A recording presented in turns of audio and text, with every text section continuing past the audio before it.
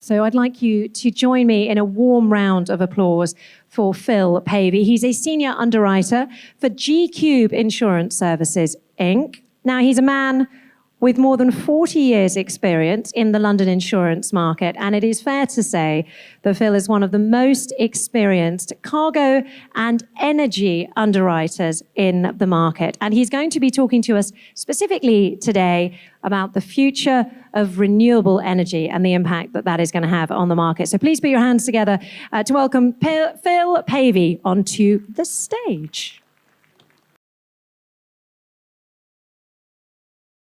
So thank you, FIB and LOCKTON for inviting me along today, and I hope you're going to find what I've got to say about renewable energy of interest. So the focus for today for this talk is going to be on wind and solar and the role that will be playing, currently plays, and what it will be playing in the future of renewables going forwards over the next 20, 30 years to meet the COP targets and to meet the CO2 emission targets, which are pretty ambitious. And I will say, but just briefly, there's a lot of talk about it, but it's action that really matters. So I'm going to look briefly at what's happened up till now. What have been the key issues for the insurance industry? What are the key issues in the construction for the manufacturers and also for the owners?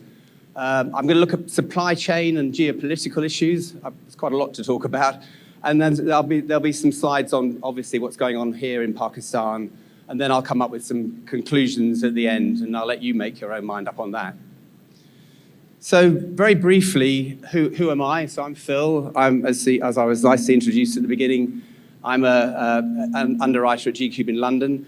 We were an MGA. We've been in Pakistan for about 10 years or so as an MGA, but in 2020, we were bought by Tokyo Marine HCC. And now we're a fully fledged insurance company. We have a global portfolio of renewable energy of about 145 million. It's mainly wind and solar. We have a tiny bit of hydro. And we are currently involved in about 65% of all the renewable projects in Pakistan, which is mainly wind, a couple of solar. What G-Cube did originally, which I love, is that our view is to try to find a product for the market, for the client, and we provided a product that covered the life cycle of the project from the procurement phase through construction into operation. And we provided that in a single policy. So it doesn't matter where the claim occurs. It provides a solution for the project through its lifetime. So to look at what's happened recently, and sorry to start with something that's a bit catastrophic, but it was a game changer for the market. In 2019, we wrote a project in Texas, a large 300 or 400 megawatt project in Texas that didn't model for hail, and then we were notified of a hail loss. And it just changed everything for that moment, because when you have a claim on your balance sheet of $75 million, it certainly makes you stop and think, and it had an impact on the market.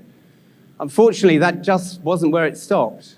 And I think it's ironic, really, because if you look at what the renewable energy industry is trying to do, it's trying to reduce carbon emissions, it's trying to reduce and slow down climate change, but it's climate change that is impacting our industry as insurers, and obviously yourselves as owners, or whatever your position is as a stakeholder. And the impact on those claims and those losses in the market, it has impacts on our balance sheets, so we need to address that. But of course, it also impacts the lenders, it impacts every stakeholder in the business. So there is a change in the way the insurers are looking at renewable energy as a result of what has been happening. Nat Cat limits are being put on policies, so instead of having full value insurance, sub-limits are being put in for catastrophe. The market changed. We used to be 100%. When we started, we wrote risks 100%. Now it's changed. People are quota sharing, and that makes more headaches for brokers. They've got to go out there and find more markets. But that's a good thing, because it gives a balance of risk for you for your insurance product. Rates and deductibles went up, and it also happened at the same time as the market hardening process. So there was increased rates generally through the market. In terms of the impact of this Nat Cat thing, and this is something that is not going to go away. Projects are built in locations where there really is limited or no data about what the statistical background to that location was. So it's very, very difficult to model for Nat Cat. This is something everyone should think about. When you're building a new project, look at the site where you're building it. It's something that we're struggling with it, and I think everybody is. On top of that, there have been underlying loss trends. The market is still fairly marginal. But miraculously, and I think it's not surprising, for the ESG credentials of companies, more and more entrants are coming into the market, and we've also seen people leave. But I think that the status of the market and the status of business is that people want to get into renewables, which is good. And I think, just as general comment on the insurance market, I would say that the market has reached the top of the cycle, and it's now, don't know where it's going to go next, but we'll see. It isn't all bad. I think with the insurance market, working closely with the owners of projects, we've been able to help change the way that risk management is done at the project sites. These are some just examples on here in terms of things that are important. But if you're building a big project, and they are getting bigger, I'll show you that, it's important that you don't overexpose the site, because you can get rain events that can be catastrophic during construction. I won't dwell too much on those. And then this side I put it in quite late, but it's just to make the point that you've got your beautiful asset sitting there. It's there, it's got to be there for 20, 30 years if you're lucky. But it's important that you look after it. And there are many, many ways of doing that. And it's not just for the benefit of insurers. It's for the benefit of you as project owners. So I won't go too far on that. So a quick look at the wind side first, and in terms of what's been happening. Essentially, there's been a race to build bigger and bigger turbines, and it hasn't stopped, and it isn't stopping. Especially on offshore projects, we're seeing huge projects. So that's happened, and obviously the bigger the turbine that you build, the greater the capture area for the wind, the more efficient they are, and the more energy they generate. So there's a great benefit for doing that. But it's come without question at a cost. In the last 4 years, most of the major Western manufacturers have really struggled. In 2022 and 2023, all the top manufacturers lost a lot of money. Vestas is just about coming back into profitability now. And I picked up it's difficult. You never know what you're reading when you look at the internet. You never know whether the facts and figures that you get are right. But I picked a headline up for a Chinese manufacturer, Goldwind. It says profits tumbled 98%. And a lot of this is just because they're spending a lot of money on R&D, they're racing to get bigger turbines, and they're not having enough time to be tested. And there are problems that we see as a result of that. And one of the things that I think we will see is a cutback in terms of the warranties that these people are offering to you. I don't know if there is a manufacturer in the room, so it'd be interesting to have a conversation on that. But that's something that is probably going to happen. That's what we're hearing. And then the O&M contracts as well, that are usually in wind provided for by the manufacturers. I think we're going to see a tightening of conditions there as well, because their balance sheets are exposed to those risks. We've also seen technology issues that have happened as a result of this race to get bigger. There are some examples there, but the biggest one at the moment is SG, Siemens Gamesa, have publicly put a notification on their balance sheet that they've got a liability potentially for $5 billion for changes to the 5X platform. And at the moment, I don't know if we know exactly what that problem is. And the other thing I think we cannot ignore is we're going to see more and more big Chinese turbines coming into the market. We're already seeing them now on new projects. Obviously, here in Pakistan, I know China has been, they've been involved as EPC contractors, and Goldwind, of course, are also here in Pakistan. So that's wind. We've seen trends there. What I'm showing you here is for solar. This is 10 years ago. It's only 10 years ago. We had a rating table for our liability risks that we wrote. I haven't shown you our rates here, but what it does say at the bottom there is it says that projects above 20 megawatts are to be referred.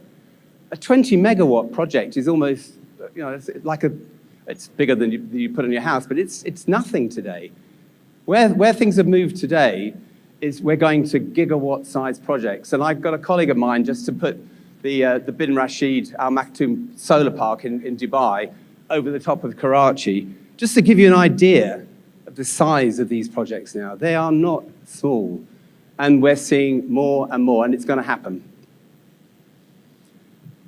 One of the challenges, and I won't go into too many here, but one of the challenges with this exponential growth in the size of projects is just expertise. I mean, you can imagine it. You've got to have a lot of people, a lot of qualified engineers.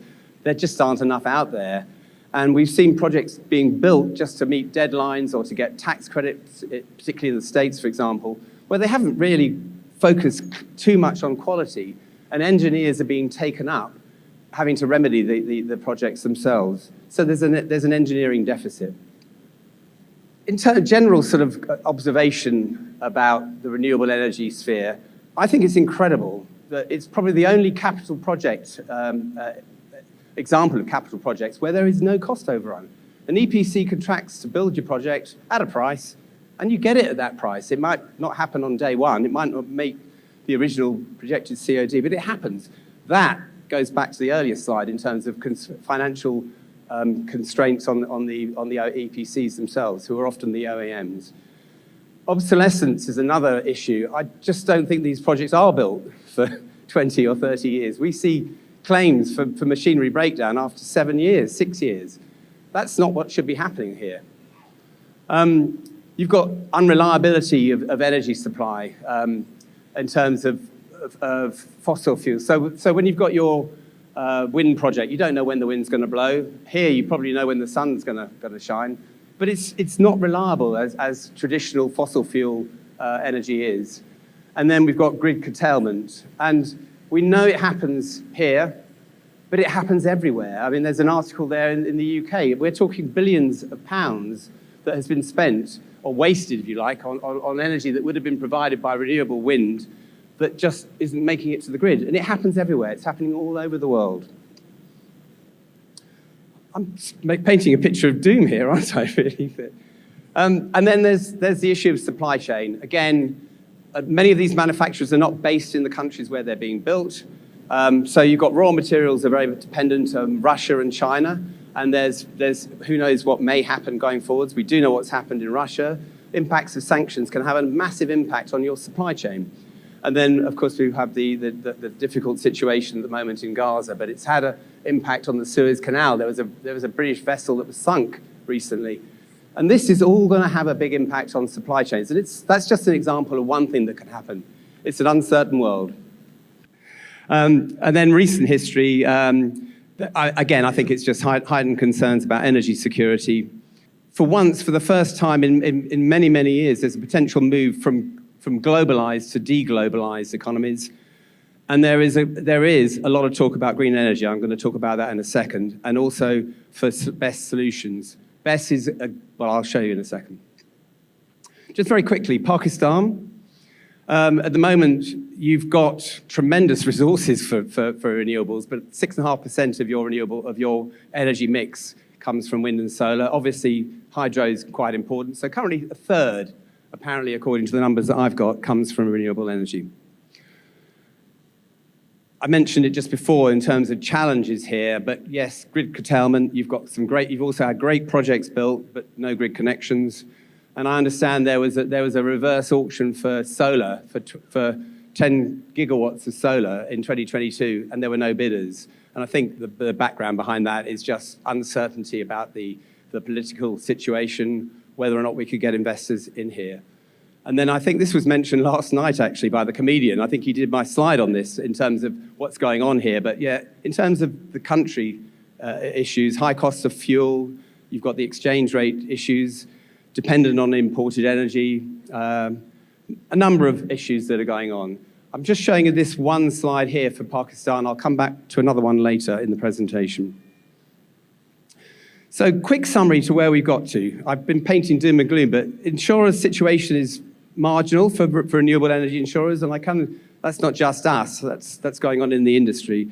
There's increased and unmodeled NatCat events, and that's going to be a big issue, I think.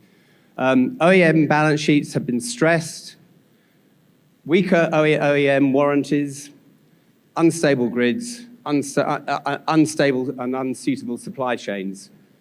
So we could all give up and go home. But obviously we can't do that, otherwise I wouldn't have a job. So I'm going to talk about two real solutions, one for the curtailment and one I think is a little bit, we don't know what's going to happen, but I'm going to talk about green energy. And I mentioned just briefly before that we're talking about equipment and maintaining your project and working with your stakeholders is critical, but the focus here will be on BESS. So what is it? I think, I don't know if we all know, I'm sure we do, but we're looking at battery storage, mass battery storage, which can sit and take the energy from the renewable energy project and then supply it to the grid at another time. So it allows the flow of energy to the grid, it allows grid stability. And it is going through massive growth already. At the moment, the current installed global capacity is about 180 gigawatt hours. But this graph on the right, we think that by 2030, that's going to be growing fivefold. It's going to be huge. The question marks over BESS really are that it's still new technology. It hasn't been properly tested. A lot of the projects are still early days. We don't know about disposal. And the question also is it really renewable? So there are a number of question marks about it. That's the bad. And then I hate to show you this, but there is also, we've had the good, the bad, and this is the ugly. We've seen thermal runaway issues with these projects. So it's critical, obviously, that they're built with the battery storage systems far enough apart to allow just for a single unit to catch fire and not cause a total damage or loss to the project. But there are potential issues with it. But issues or not, it's a very, very good solution. And I was chatting with a project owner earlier. Can you do this here in Pakistan? Well, we're not sure what the situation is or whether or not, and I was told that it was really getting permits that's the issue, but it would be a good solution to saving some of this energy that's not making to the grid. The second thing that I wanted to talk about was green hydrogen. So just putting it simply, it's converting water into its component elements, oxygen and hydrogen. But the key thing is that for green hydrogen, it's doing it from renewable energy sources, whether it's wind, solar, or hydro. The other forms of production of hydrogen has been going on for decades. It's not new, but it's always been produced from fossil fuels, and that's the grey, the black, and the blue that we've heard of before. The uses for green hydrogen, it's fantastic. It's or hydrogen generally, it's fantastic. It can be used in almost any industry. There's no source. It's a great product to have if you can have it around for producing the power for running your project. But to look at it, so I'm just saying that it's a great source here. It could, in theory, solve energy security. I mean, and the slides I'm going to show you I think are quite interesting. Obviously, it's a job creator, but the key to it really is it's something that potentially could help the industry or the world achieve these very key or very ambitious targets to achieve net zero by 2050. A bit like the BESS, there are issues around it, and just highlighting a couple here. I believe that the energy produced from the hydrogen is less than the energy that's produced to make it. So it's kind of energy negative, but it doesn't matter because it's green. There's no carbon emissions in the process of manufacturing it. It will require and does require new infrastructure. There are questions about scalability. It's corrosive to pipelines. I didn't know that. Something I learned fairly recently, but yeah, hydrogen can cause erosion of pipelines, cracking. So we've got to think about, again, how do we overcome those issues? And the big one really is the electrolyzer. If that doesn't continually receive a power supply, and we're doing this from renewables, and we know that renewables don't supply power continually, if it doesn't get that power supply, that can be catastrophic. And this again is a statistic that we don't know exactly the veracity of it, but these big projects potentially could have a massive PML or damage zone. It says they're up to 100 kilometers. That's quite scary. So where is green hydrogen today? So going back a couple of years, it really was negligible. It represented 1% of the hydrogen that's produced globally. And it's really demonstration projects. And looking, again, doing the research that I did on this, there aren't that many projects out there at the moment. There's a few in China. There's one at the moment that's being curtailed because the electrolyzer isn't functioning as it was intended to. There are projects in Spain. But the big one is the NEOM project in Saudi, which is being built, and it will be online in 2026, we're told. And it looks like it is going to be on track because we know they've got a very good track record of performing. And that's going to be quite substantial. I just found this interesting. There's a PwC website that is interactive and it's fascinating, and I would encourage you to go and look at it if you want to learn a little bit about green hydrogen. And it will show you what the cost of production, of their predictions for the cost of production of green hydrogen is at various stages going forwards from 2030 through to 2040. And it depends on where the globe, where we as a planet want to achieve. Do we want to get to the net zero? Is that where we want to go to, which is less than 1.5 degrees warming? Or are we going to carry on the trajectory, depending on who you read, that we're going to be 2.5 degrees or more? So it depends on how committed we are to doing this. And if we're committed, so at the moment, grey hydrogen costs about, I'm sorry I've used euros here, but it doesn't matter because we know the numbers are a little bit different. But grey hydrogen costs currently between 1 to 2 euros per kilogram. Right now, if we were to produce it, there's a whole range, but it could be up to 8 euros per kilogram, depending on where it's being produced. So it's not particularly cost effective at the moment. But if we get economies of scale, if there's commitments, we'll see those prices or those costs reducing. So, and it's all the usual things that we see. We've seen it in wind and solar, but you get economies of scale, you get lessons learned, and you'll get technological advances. We don't quite know what they'll be, but you'll see those. But it's quite interesting to see this same map projected through to 2040. If the momentum gets going, it becomes much more economically feasible to produce. I'm not going to go into this in any particular detail, but this is a list of the major green hydrogen projects that are being talked about, to what extent they've got to.